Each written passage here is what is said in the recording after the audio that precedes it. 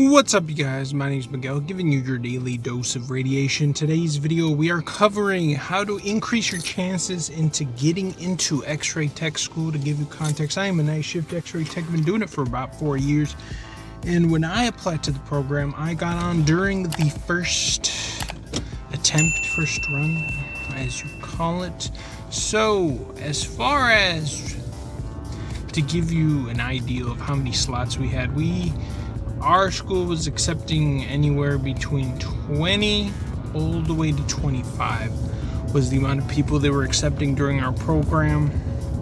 Obviously, if you've looked around for X-ray tech programs, we are not as abundant as a nursing program. Almost every college close by offers a nursing program. X-ray tech, we're in a different little situation.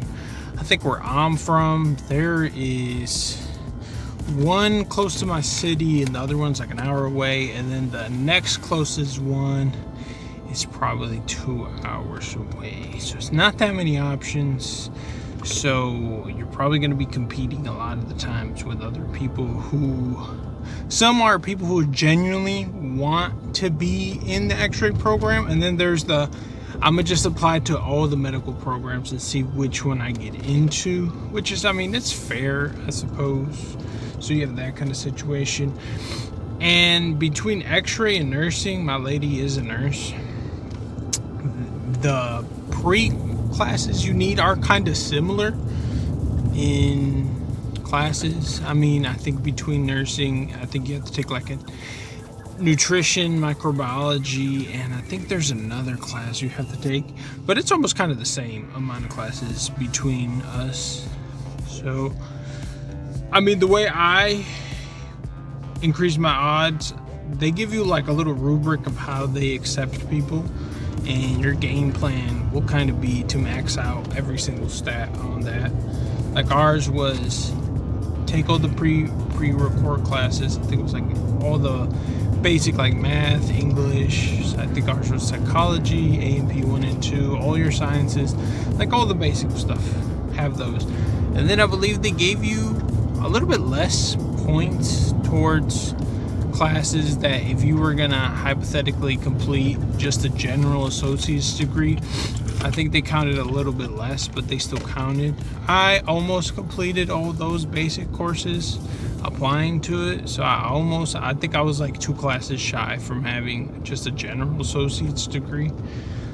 But I maxed out all those. Of course, you want to have the highest grade possible. I think I went in with like a 3.5 GPA, 3.6 GPA applying. I mean, I'm not crazy smart, but I managed to get in. And then I think ours had an essay we had to do. Yeah, it had an essay. And then there's the actual interview process.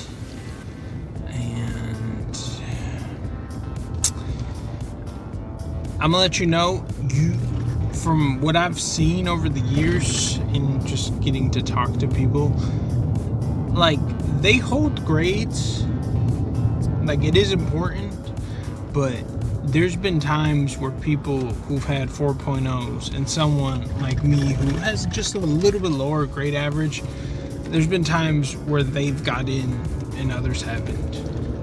And it mainly comes down to when you're in the interview and they get to see how, like that's your hope. Like if you don't have crazy like 4.0 clean grade, like that's your chance as someone who's not as smart to impress and give them like, hey, maybe I'm not as smart, but this is how I behold myself during the interview process and the essay and stuff. That gives you a chance, because I mean, just looking at straight grades, like, yeah, someone with like a 4.0 looks like a better candidate than someone like with a 3.5 GPA. But that's like your opportunity of someone who's not as smart to be able to convince them. I mean, there's been so many times our teacher has told us that some of the students are very tech smart, but when it actually comes to actually like clinicals or actually applying the knowledge, that they struggle very much so. Which, that is a big deal, because if you can't perform at clinicals, then how are you supposed to do your job?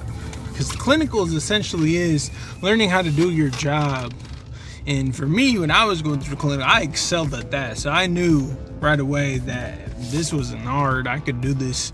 I struggled a little bit more in the actual education part, the actual learning of some of the materials and stuff. That's where I struggled a little bit.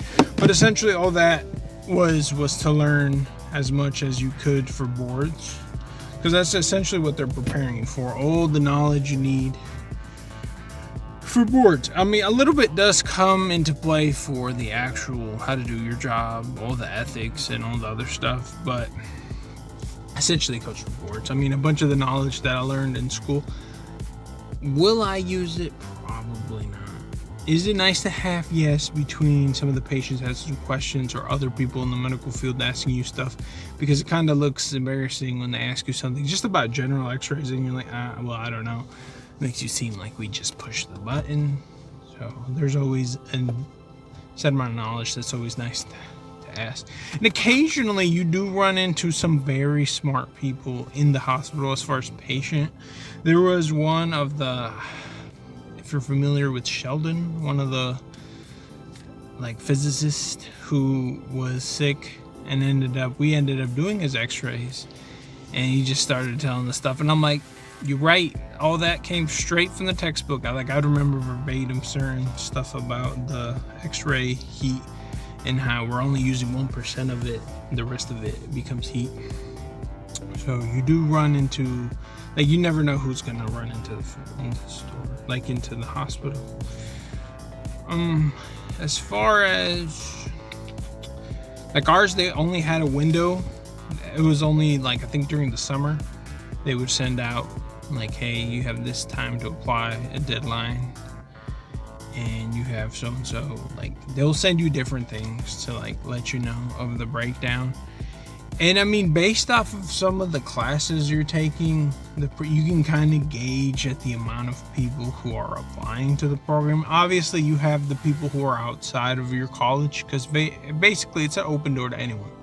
There's going to be someone in another college looking at your program and they can apply. We had several people who applied who were scouting from different areas that weren't in our college. So there is a chance, because there's always a chance that someone will apply to yours in another college just to see who they get in. Like, I think ours had like 3 or 4 people who did that, and they ended up not wanting to do our program because their closer school was the one who got them accepted. That's why they always offer alternatives. So even if you don't get accepted but you get the alternate, there is a chance that you could still get in. Trying to adjust the contrast here. There's still a chance you can still get in. I've seen it before, but yeah, I think I was like number 20 out of 25 who got accepted into my program. And I mean, once you get in, it's when the real fun starts, because like, you're so used to all these other classes and you just get a taste of what the program is like based off of the A&P classes. Those are the kind of like once you get into the program and you see how everything stacks and how the stress, because each class individually it's not really hard, but when everything starts stacking, stress, clinicals, if you have kids, then that's where the true, like, how extra like medical school becomes more challenging, and you start living off energy drinks and coffee. But trust me, once you make it past all that and you're just actually working, life becomes really pretty easy. I mean, I'm over here working an ungodly amount of overtime, and there's a difference between being sleep deprived in the program versus just working sleep deprived. I can go super sleep deprived and go to work and I just do chest x-rays all day, and it takes a low amount of, like, how do I say it? Like, it doesn't take that much effort for me to do something that I've just basically mastered at this point. Versus when I was in the program, being sleep deprived and still having to perform mentally at the highest capability and learn, and it is way more challenging on that side. So I wish y'all the best of luck who are those pursuing the field of radiology. I remember those sleepless nights and how hard it was for me. I mean, if you check out my channel, I give you every single aspect of this field, both for clinicals, both for school, both for certain stuff you cannot learn at school. You can only learn at clinicals, and some stuff you can only learn by working certain shifts, like nighttime. There's so many what's it called, like downtime and stuff like that. And there's other stuff that you can only learn if you mess up. And you don't want to mess up, but if you do mess up, you should learn from it, because certain stuff, as long as it doesn't go online, it can be saved, or read from a rad, it can be saved. That it was one of the biggest knowledge that I was given by my manager. So as long as it's not put online and it doesn't have a report, it can be saved. So yeah, it's been your boy Miguel. See you on the next one.